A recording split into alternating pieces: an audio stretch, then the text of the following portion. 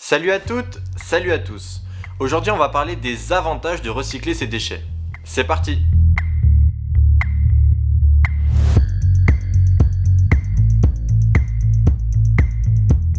Tout d'abord, le tri reste une démarche très vertueuse, car elle a de nombreux aspects bénéfiques pour l'environnement.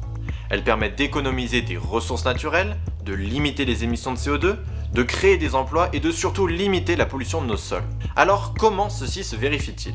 L'économie des ressources reste assez simple à démontrer. Si vous achetez une canette de soda, pour sa fabrication, elle nécessite de la matière première, extraite en sous-sol, ici de l'aluminium.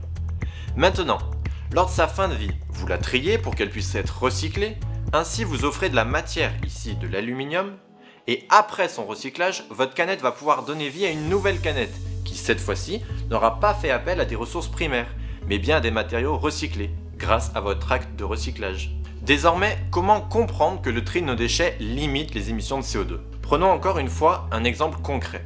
Cette fois-ci, on parle de bouteilles plastiques.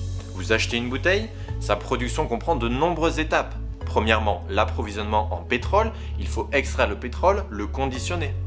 Après, le transport est nécessaire pour acheminer le pétrole jusqu'à l'usine en France. Et ce transport reste assez long puisque la France ne possède aucun gisement de pétrole. Ainsi, ce transport est fortement émetteur de CO2. Cependant, si cette fois-ci vous achetez une bouteille recyclée, elle aura au maximum traversé la France et non le monde, alors son transport émettra beaucoup moins de CO2. Et sa production émettra également moins de CO2, puisqu'il ne faudra pas extraire du pétrole, mais simplement broyer des bouteilles plastiques pour les refaire fondre. Et ces deux étapes polluent beaucoup moins que l'extraction du pétrole.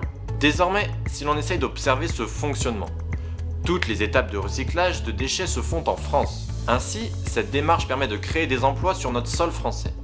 Donc, trier ces déchets permet d'économiser les ressources primaires de notre planète, limiter les émissions de CO2 et de créer des emplois en France. Cependant, on ne recycle qu'une petite part de nos déchets. Le reste est enfoui, voire incinéré. En ce sens, nos déchets polluent nos sols ou émettent des gaz toxiques dans l'atmosphère. Ainsi, si l'on réussit à recycler une plus grande part de nos déchets, on pourra limiter la pollution de nos sols en limitant l'enfouissement de déchets et essayer de supprimer l'émission de gaz toxiques en arrêtant d'incinérer nos déchets non recyclables. Donc, le recyclage permet tout autant de limiter la pollution des sols et l'émission de gaz toxiques. Alors on se retrouve la semaine prochaine pour essayer de trouver des solutions permettant d'améliorer le tri de nos déchets. Donc, continuez de vous abonner à notre compte Insta Les Écolos de Léo pour ne pas rater notre prochaine chronique. À la semaine prochaine.